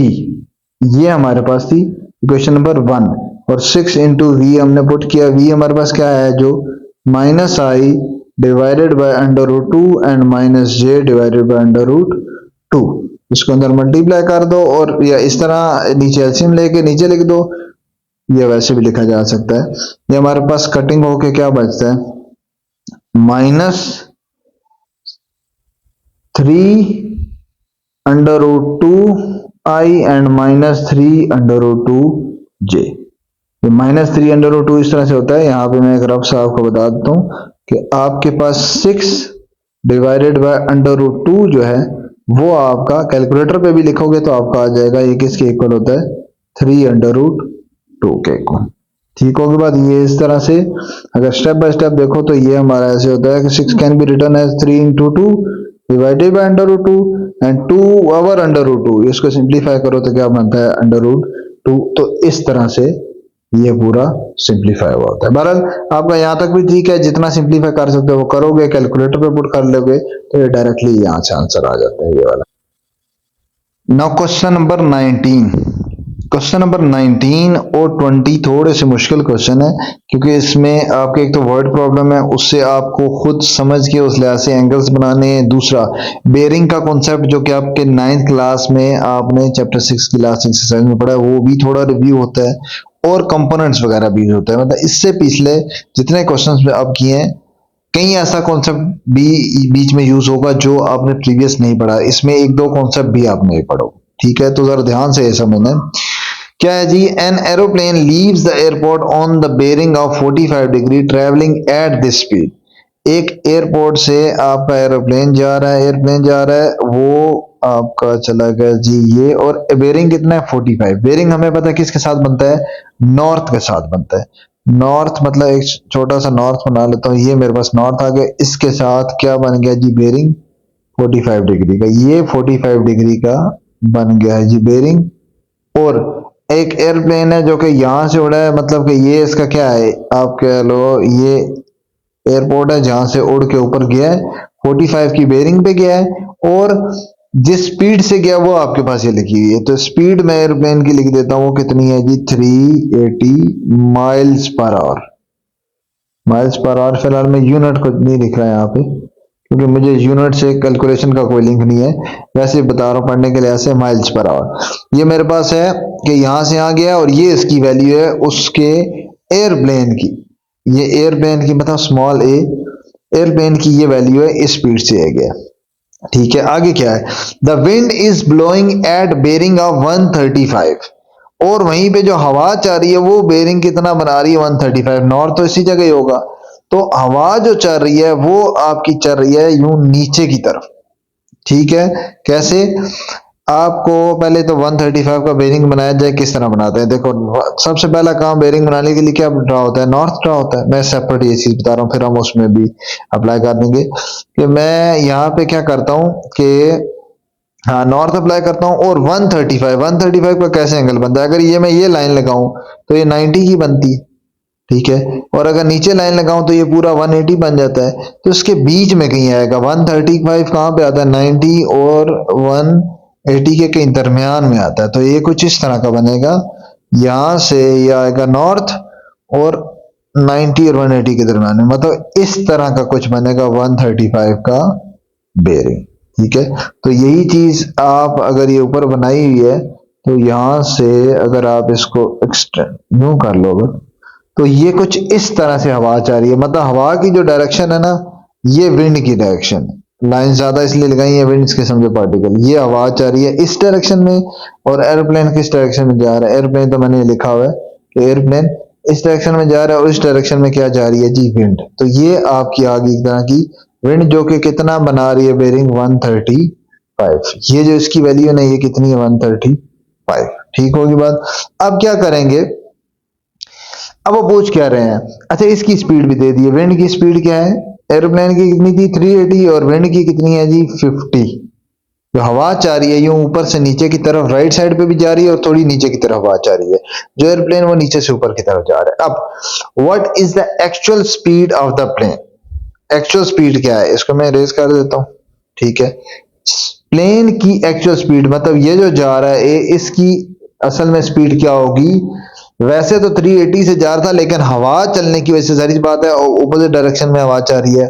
Opposite का मतलब एयरप्लेन थोड़ा ऊपर जा रहा है और हवा नीचे की तरफ आ रही है, लेकिन उसमें एक्स कंपोनेंट तो दोनों है, मतलब एक्स एक्सिस की तरफ तो दोनों जा रहे हैं, लेकिन वाई एक्सिस में एक पॉजिटिव वाई एक्सिस की तरफ जा रहा है और एक हवा जो जा रही है नेगेटिव वाई एक्सिस की तरफ जा रही है। ऑपोजिट जा रही है तो जाहिर सी बात है उसकी स्पीड को इफेक्ट करेगी। इवन के अगर वो सेम डायरेक्शन में भी हवा जा रही हो फिर भी उसकी स्पीड को इफेक्ट करता है, मतलब उसकी स्पीड बढ़ाता है। ठीक है, सिंपल सी बात है। आप अगर सीधा चाह रहे हो आपके ऑपोजिट हवा चलेगी, वो आपको आहिस्ता कर देगी। आप अगर सीधा चाह रहे हो और आपकी डायरेक्शन में हवा चलेगी तो आपको तेज कर देगी। ठीक होगी बात। तो हमने ओवरऑल रिजल्टेंट निकालना है कि फाइनल क्या होगी स्पीड या वेलोसिटी क्या होगी किसकी, एक्चुअल वेलोसिटी ऑफ एरोप्लेन। ये क्या होगी एक्चुअल वेलोसिटी हमारे पास एयरप्लेन की होगी, कैसे कैसे निकालेंगे, आप पहले से ये चीज लिख लो कि वो दोनों पे डिपेंड कर रही है। उसका पहले फार्मूला लिखो कि रिक्वायर्ड एक्चुअल एक्चुअल वेलोसिटी, उसकी सिर्फ हमने अमाउंट बतानी है। उन्होंने ये नहीं पूछा कि किस एंगल में जाएगा, इसलिए इस क्वेश्चन में हमने सिर्फ अमाउंट तक जाना है। सिर्फ मुझे क्या बताना है, मैग्नीट्यूड बताना है। रिक्वायर्ड मतलब वैल्यू बतानी है कि उसकी वेलोसिटी समझो 320 होगी, 330 होगी, क्या वेलोसिटी होगी एक्चुअल वेलोसिटी। तो सिर्फ मुझे अमाउंट बतानी है, मतलब मुझे सिर्फ और सिर्फ क्या बताना है इसमें, मैग्नीट्यूड बताना है। और मैग्नीट्यूड का क्या फार्मूला है, required actual velocity V denote कर दिया, उसका मैग्नीट्यूड उसका फार्मूला क्या होता है, under root of X component का स्क्वायर और वाई कंपोनेंट का स्क्वायर। जो आपका एक्स कंपोनेंट का स्क्वायर और वेलोसिटी का ही क्या आ जाए, वाई कंपोनेंट का स्क्वायर। अब ये एक्स कंपोनेंट की तरह है, वाई कंपोनेंट की तरह है, ये तो हमारे पास कहीं पे भी नहीं है। ठीक है, मैंने इसको नाम दे दिया क्वेश्चन नंबर 1 का। मैंने फाइंड ये करना है, मुझे एक्चुअल वेलोसिटी का मैग्नीट्यूड चाहिए था कि कितनी है वेलोसिटी एट द एंड बचेगी, तो मैंने पहले फार्मूला लिख दिया कि ये फाइंड करना है। अब उसके लिए मुझे क्या क्या चाहिए, वी एक्स चाहिए और वी वाई चाहिए, तो मैं वी एक्स और वी वाई फाइंड करूंगा। ठीक है, वी एक्स मतलब के एक्स कंपोनेंट वेलोसिटी का और वाई कंपोनेंट। यहां पे ये क्वेश्चन होगा रेजोल्यूशन ऑफ फोर्सेस वाले मेथड से। रेजोल्यूशन ऑफ फोर्सेस का मतलब है रेजोल्यूशन ऑफ वेक्टर्स कह लो, कि अगर आपके पास एक वेक्टर ये ए है, ये आपके पास वेक्टर ए है, इसी तरह एक वेक्टर क्या है दूसरा, ये विंड वाला वो डब्ल्यू है, तो ए के कंपोनेंट बनाओगे वो कौन से बनते हैं, ए का एक एक्स कंपोनेंट बनेगा और एक वाई कंपोनेंट बनेगा। ठीक है, इसी तरह डब्ल्यू का विंड का भी एक एक्स कंपोनेंट बनेगा और विंड का ये क्या बनेगा, वाई कंपोनेंट बनेगा। वाई कंपोनेंट खास तौर पर दोनों डिफरेंट है, एक ऊपर की तरफ है नीचे की तरफ है, दोनों की डिफरेंट लेंथ आ रही है, लेकिन एक्स कंपोनेंट दोनों का कॉमन ही आ रहा है। बहरहाल ये हमने दोनों का एक्स भी निकालना है, वाई भी निकालना है, ए का भी और इसी तरह डब्ल्यू का भी, फिर वो दोनों इकट्ठे करके ओवरऑल एक एक्स निकलेगा टोटल और टोटल वाई निकलेगा। ठीक है, मतलब मुझे अगर ये एक्स निकालना है तो मैं इसका भी फॉर्मूला लिख देता हूं कि हमारे पास ये एक्स किसके इक्वल होगा, this V will be equals to V X will be equals to V A X plus V W X. क्या मतलब कि मुझे अगर x कंपोनेंट निकालना है तो मैं दोनों के कंपोनेंट को इकट्ठा करूंगा, x component of aeroplane, aeroplane का जो x कंपोनेंट है और विंड का जो x कंपोनेंट है, ये पहले दोनों इकट्ठा करूंगा। ठीक है, इक्वेशन नंबर 2। और इसी तरह मैं क्या करूंगा, y कंपोनेंट निकालना है तो y कंपोनेंट y b दोनों का ऐड करूंगा क्योंकि दोनों के इफेक्टिव है। ये आपका है v ax मतलब एयरप्लेन का की वेलोसिटी का x कंपोनेंट, और ये ऊपर क्या है एयरप्लेन की वेलोसिटी का y कंपोनेंट। इसी तरह v ये x कंपोनेंट इसका क्या है वी डब्ल्यू एक्स, और इसी का ये डाउन नीचे की तरफ जा रहा है वी डब्ल्यू वाई, ये इसका क्या है y कंपोनेंट है। तो मैंने टोटल y कंपोनेंट निकालना है तो दोनों के y कंपोनेंट ऐड कर दूंगा, एयरप्लेन का y कंपोनेंट एंड विंड का भी y कंपोनेंट, ये दोनों में ऐड कर दूंगा तो मेरा Vx भी निकल आएगा, Vy भी निकल आएगा, ऊपर पुट करूंगा उसको मैग्नीट्यूड का फार्मूला लगाऊंगा तो मेरे पास टोटल वेलोसिटी निकल आ जाती है। अब अब मुझे क्या निकालना है, मुझे वी ए एक्स और वी डब्ल्यू एक्स ये दोनों चीजें निकालनी है, और वी ए वाई और वी डब्ल्यू वाई ये दो चीजें निकालनी है। समझ आ रही बात? ये हम एक रिवर्स मेथड है, रिवर्स मेथड आप कह सकते हो कि पहले जो फाइंड करना है उसका फार्मूला लिखा, और यही सबसे बेस्ट मेथड होता है। कोई भी आपका क्वेश्चन हो, ठीक है, इवन के फिजिक्स के न्यूमेरिकल में भी ये चीज काम आती है कि आप पहले लिखो जो आपने फाइंड करना है उसका फार्मूला लिखो, वो किसके इक्वल है, फिर देखो जो जो चीजें उसमें आ रही हैं क्या आपको उनकी वैल्यूज पता है, अगर पता है तो वो पुट कर दो, अगर नहीं पता तो फिर वो वन बाय वन फाइंड करो। तो यहाँ पे भी मुझे वेक्टर वी जो मैग्नीट्यूड फाइंड करना है उसके लिए मुझे वी एक्स और वी वाई चाहिए थे। अब एक्स कंपोनेंट चाहिए था तो मुझे दोनों के एक्स कंपोनेंट चाहिए थे, एयरप्लेन का भी विंड का भी, वाई के लिए भी दोनों के वाई कंपोनेंट चाहिए थे। तो मैं वन बाय वन अब वो फाइंड करूंगा और यहाँ पे पुट कर दूंगा। अब फार्मूला क्या है एक्स कंपोनेंट का और वाई कंपोनेंट का, याद रखना है जो ट्रिग्नोमेट्री होती है उसमें एक्स कंपोनेंट के लिए कॉस आता है और वाई के लिए साइन आता है।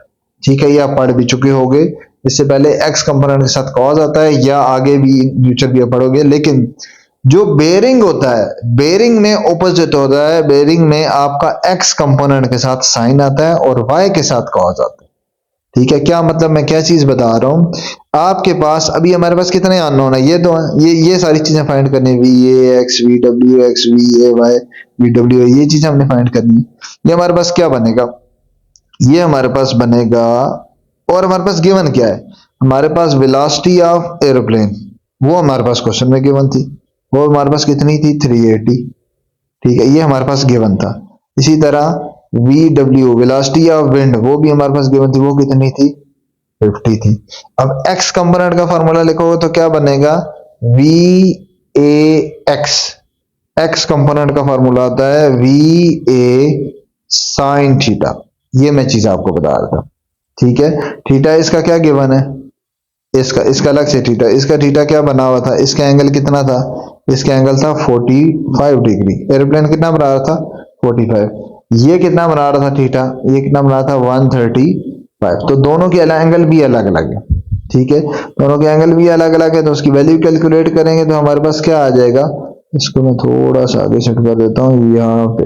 ठीक है, क्या आ जाएगा, ये मेरे पास एक्स कंपोनेंट का फॉर्मूला, इसी तरह वाई का भी है V A Y, Y component में क्या आता है वी ए कॉस थीटा आता है। ये मैं चीज आपको बता रहा था कि ट्रिग्नोमेट्री में एक्स कंपोनेंट में कॉस आता था और वाई में साइन आता है, लेकिन ये बेरिंग है, बेरिंग में हमारा एंगल का स्टार्ट ही नॉर्थ से हो रहा होता है, मतलब ऊपर से वाई एक्सिस से स्टार्ट हो रहा होता है, इसलिए ये दोनों आपस में इंटरचेंज हो जाते हैं। और भी पीछे एक बैकग्राउंड पूरी स्टोरी है कि आपका एक्स कंपोनेंट कैसे बनाया जाता है वाई, लेकिन वो फिलहाल आपको जरूरत नहीं है। तो आप जस्ट फाइनल रिजल्ट याद रखो कि एक्स कंपोनेंट में साइन और वाई में कॉस आएगा बेरिंग में, इक्वल्स टू वी ए क्या है जी 380। ठीक है, 380 इंटू साइन 45, साइन 45 की वैल्यू कैलकुलेटर से निकालोगे क्या निकलेगी 1/√2, 1/√2 या 0.707, उसको मल्टीप्लाई कर दोगे 380 से, हमारा रिजल्ट मैं सिर्फ लिख रहा हूँ, रिजल्ट क्या आ जाएगा 268.3। ये मेरे पास किसकी वैल्यू आ गई वी ए एक्स। ठीक है, अब ये मेरे पास एक वैल्यू आ गई, इसको मैं इक्वेशन का भी नाम दे देता हूं, ज्यादा बेहतर है क्वेश्चन नंबर 4 का, क्योंकि ये मैंने दोनों पुट करनी है ऊपर वाली इक्वेशन में ताकि वी एक्स और वी वाई निकल सके।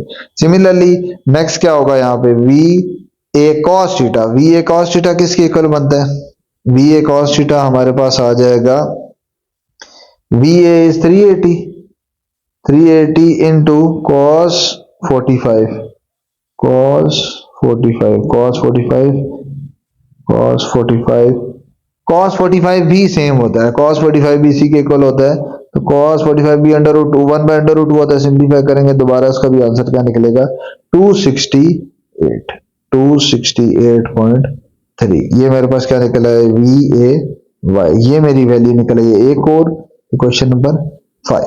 ये मैं सारी क्वेश्चन नंबर 2 और 3 की वैल्यूज कैलकुलेट कर रहा हूँ, एक्स कंपोनेंट और वाई कंपोनेंट किसका कैलकुलेट हुआ एयरप्लेन का, ये सारा किसका डिपार्टमेंट है एयरप्लेन वाला, मतलब ये सारी उसके लिए, और ये सारा पोर्शन किसका है, ये हमारा सारा है जी विंड का।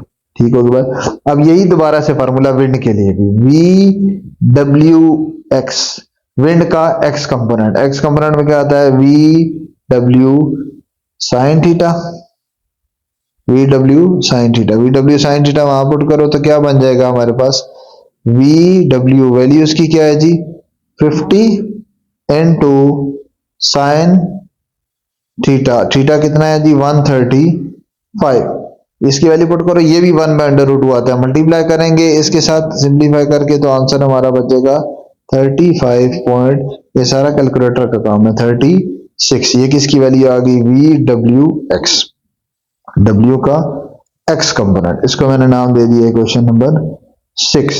ठीक है, इसी तरह अब आप फाइंड करोगे वी डब्ल्यू वाई, क्या बनेगा V W cos theta which is equals to क्या बन गया 50 इनटू नेक्स्ट क्या आ जाएगा कॉस 130, ये हमारे पास आ जाएगा कॉस 135, cos 135 होता है -1/√2 होगी, सेम वैल्यू आती है सिर्फ ऑपोजिट जाने के साथ, माइनस से मल्टीप्लाई करेंगे तो ओवरऑल आंसर भी हमारा -35.36, ये हमारा क्या बन जाएगा वी डब्ल्यू वाई। ये हमारे पास एक और इक्वेशन आ गई जिसका इक्वेशन का नाम दे दिया इक्वेशन नंबर 7। करना क्या अब, इक्वेशन नंबर 4, 5, 6, 7 ये सारी हम पुट करेंगे ऊपर, कहां पे इस इक्वेशन नंबर 2 और 3 में। हमें किसकी वैल्यू चाहिए थी वी ए एक्स की, वी डब्ल्यू एक्स की, वी ए एक्स मतलब equation number 4, we W x मतलब इक्वेशन नंबर 6, तो 4 और 6 इसमें पुट कर देंगे इसी ऊपर इक्वेशन में, इक्वेशन नंबर 2 में। ठीक है, इसी तरह 5 और 7 इक्वेशन नंबर 3 में पुट करेंगे तो वो हमारे पास फाइनल आंसर बन जाएगा। क्या बनेगा जी पुट, क्या लिखेंगे put 4 and 6 in equation number 2, equation number 2 में पुट करोगे तो हमारे पास इक्वेशन नंबर 2 यहाँ पे आसानी के लिए फिर लिख देता हूँ, एक्स कंपोनेंट किसके इक्वल था we A X plus V W x, तो दोनों की वैल्यू पुट की, क्या बना 368.3 प्लस 35.36, दोनों को ऐड किया तो हमारे पास फाइनल आंसर क्या आ गया वी एक्स का, V X is equal to 303.66, ये मेरे पास आ गया एक्स कंपोनेंट। ठीक है, इसको भी एक इक्वेशन का नाम 7 था, को की इक्वेशन 8 का नाम दे देते हैं। इसी तरह y कंपोनेंट की कौन सी इक्वेशन नंबर 5 है, इक्वेशन नंबर 7 है, वो आप ऊपर कहां पुट करोगे y कंपोनेंट वाले में ही, वो जो कि इक्वेशन नंबर क्या थी 3, तो क्या लिखोगे put equation number 5 and 7 in equation number 3, equation number 3 में पुट किया तो क्या बनेगा, दोबारा से इक्वेशन आसानी के लिए लिख देता हूं, वी वाई क्या थी V A Y plus V W Y, इन दोनों में पुट करनी थी, क्या बनेगा 368.3 माइनस 35.36, माइनस करेंगे तो हमारे पास फाइनल आंसर क्या आ जाएगा 232.94 which is the value of y component question number 9। y component आ गया, x कंपोनेंट आ गया, सबसे पहला फार्मूला जो कि हमने लिखा था, फर्स्ट सबसे पहला फार्मूला क्या था, इक्वेशन नंबर 1 क्या थी, v इज इक्वल टू, जो फाइनल रिक्वायर्ड वेलोसिटी थी वो किसकी इक्वल थी, अंडर रूट वी एक्स का स्क्वायर प्लस वी वाई का स्क्वायर, तो यहां पे पुट कर देंगे, पुट करेंगे क्या बन जाएगा अंडर रूट वी एक्स का स्क्वायर मतलब 30, क्या बना 303.66 वी एक्स का स्क्वायर प्लस वी वाई का स्क्वायर, वी वाई क्या बना है 232.94 वाई का स्क्वायर और उसका अंडर रूट। ये मैंने क्या यूज किया, using equation number 8 and 9, using equation 8 and 9, 8 और 9 यहाँ पुट किया, बस इसको सिंप्लीफाई करेंगे तो हमारे पास फाइनल वैल्यू आ जाएगी।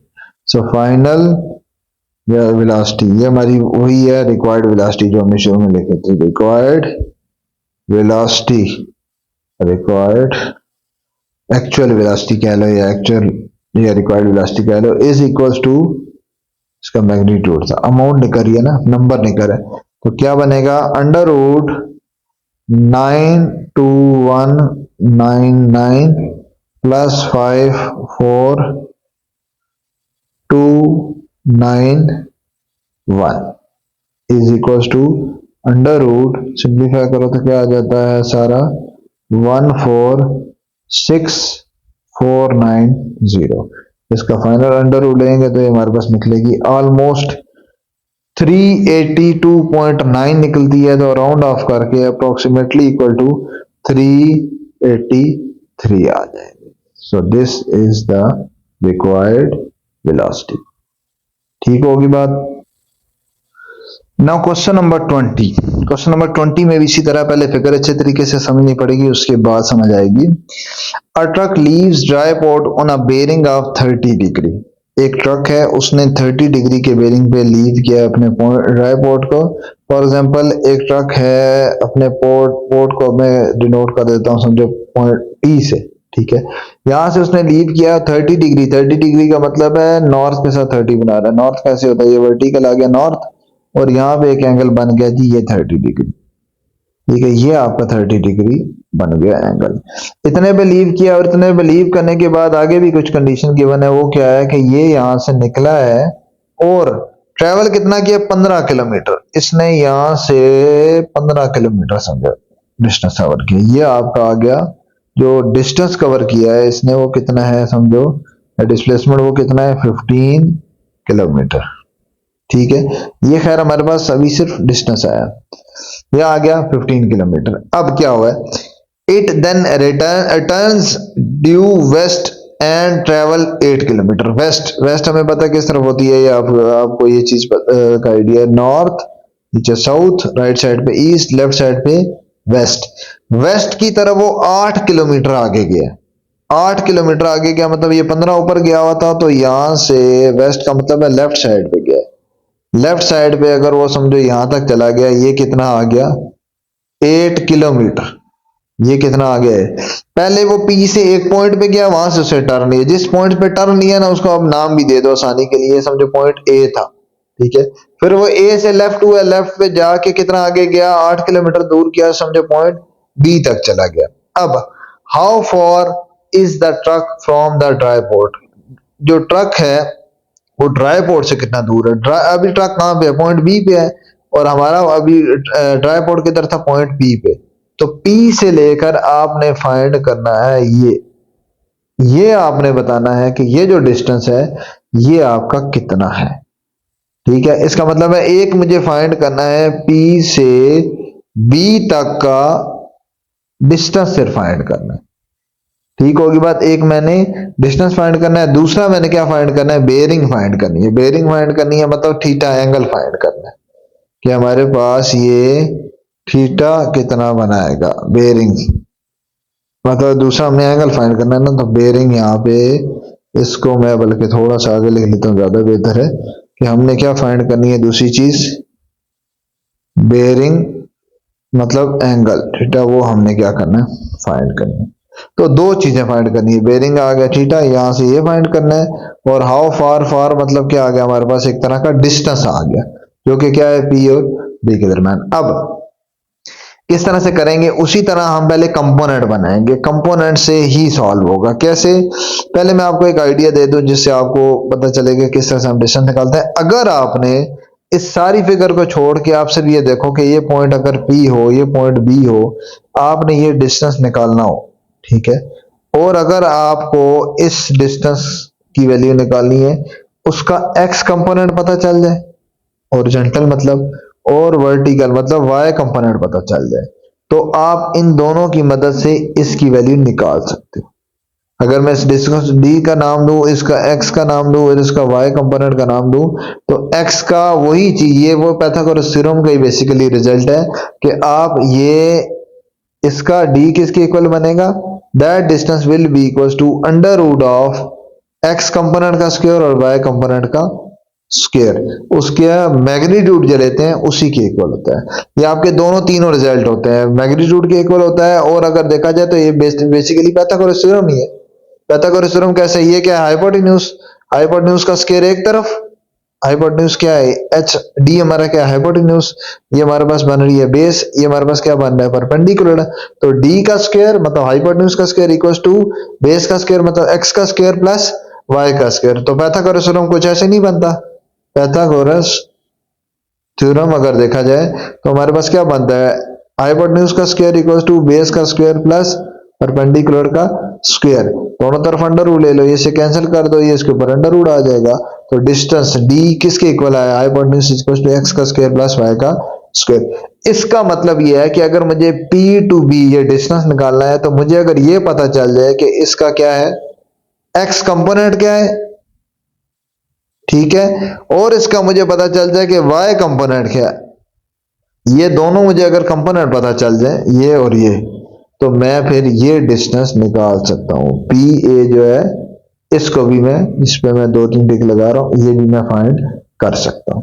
ठीक है, तो पी बी का जो डिस्टेंस है वो मैं इस तरह से फाइंड करूंगा, एक्स कंपोनेंट फाइंड करूंगा, वाई कंपोनेंट फाइंड करूंगा और उसके बाद जस्ट यहां पे पुट कर दूंगा। ठीक है, अब इसके लिए आपको पहले इसके कोऑर्डिनेट पता होने चाहिए, बी के कोऑर्डिनेट क्या है, बी का एक्स कोऑर्डिनेट क्या है, बी का वाई कोऑर्डिनेट क्या है। बी का जब एक्स और वाई पता चल जाएगा तो जस्ट मैंने उस एक्स कंपोनेंट का स्क्वायर और वाई का स्क्वायर लेना है और अंडर रूट ले लेना है तो आ जाएगा आंसर।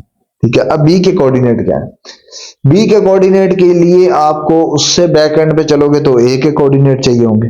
ठीक है, वो किस तरह से वो पहले बताता हूं।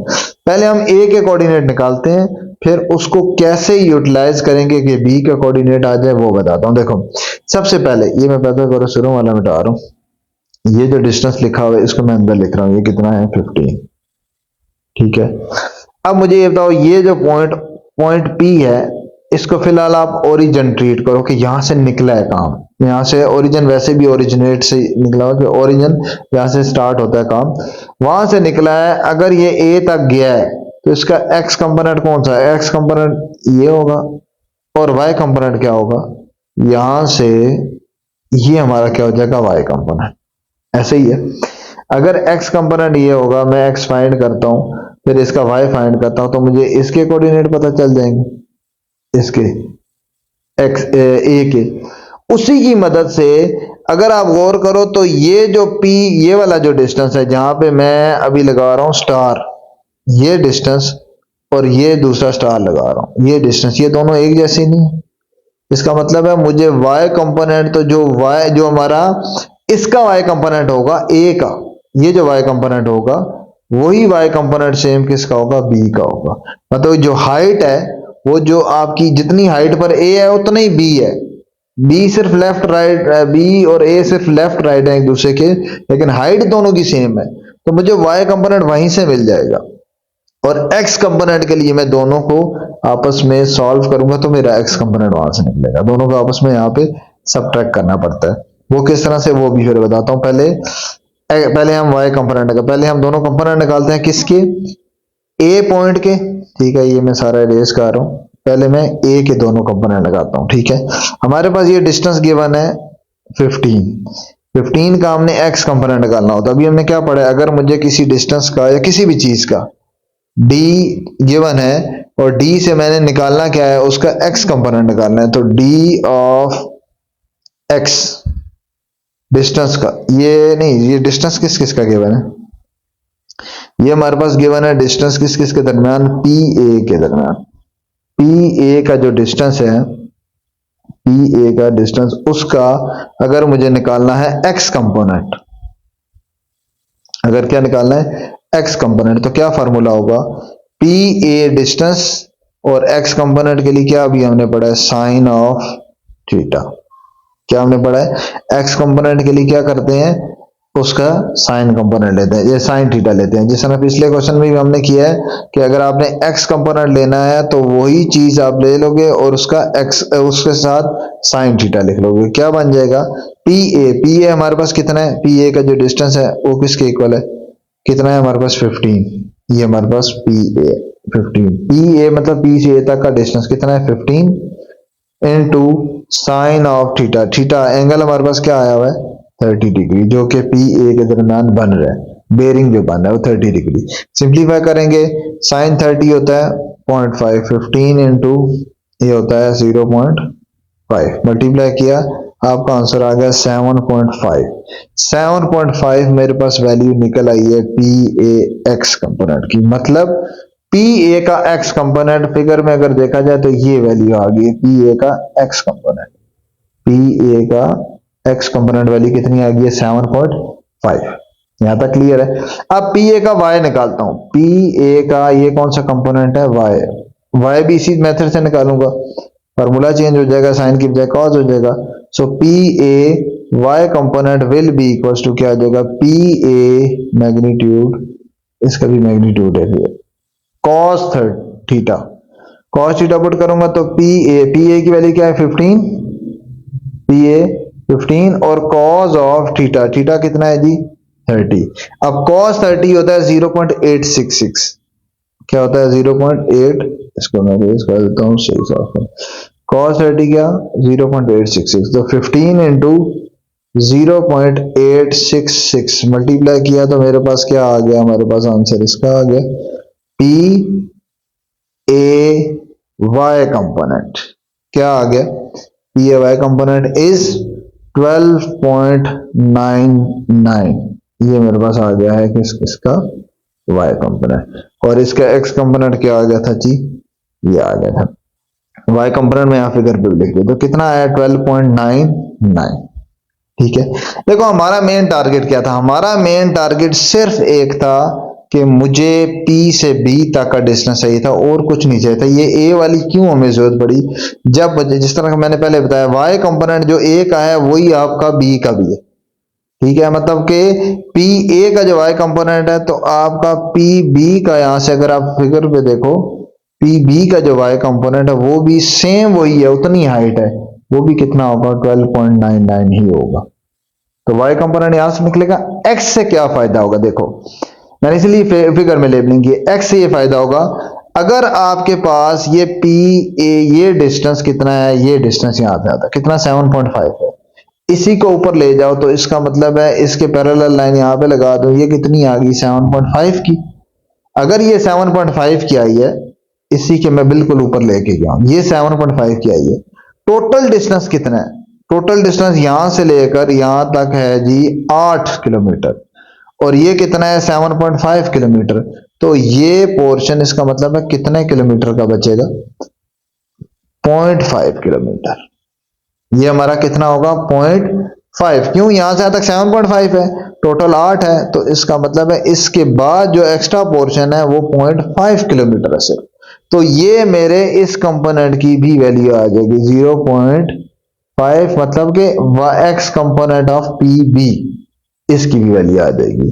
तो इस तरह से मैं पी बी के भी दोनों कंपोनेंट की वैल्यू लिख लूंगा। पी बी का वाई कंपोनेंट का एक्स कंपोनेंट कैसे निकाला, हमने सिर्फ उसमें से माइनस कर दिया है 7.5 में से, आपने जस्ट माइनस कर दिया है 7.5 minus 8 which is equal to minus 0.5 P B का एक्स कंपोनेंट, ये मेरे पास निकल आएगा। और अगर सिर्फ मुझे मैग्नीट्यूड की वैल्यू निकालनी है तो मैग्नीट्यूड निकलेगा वो हमारे पास सिंपल प्लस में ही लिख देंगे, वो हमारे पास उसमें माइनस या ऐसी कुछ नहीं, मतलब साइन वगैरह उसमें नहीं आएगा, ये सिर्फ माइनस क्या शो कर रहा है डायरेक्शन शो कर रहा है। और से देखो ये आपका अगर पॉइंट हो तो इस तरफ क्या होता है राइट साइड पे प्लस एक्स एक्सिस, इस तरफ क्या होता है हमारा माइनस एक्स एक्सिस, तो ये आपका सिर्फ माइनस डायरेक्शन को शो कर रहा है। अदरवाइज मैग्नीट्यूड कितना है, लंबाई कितनी है 0.5 है,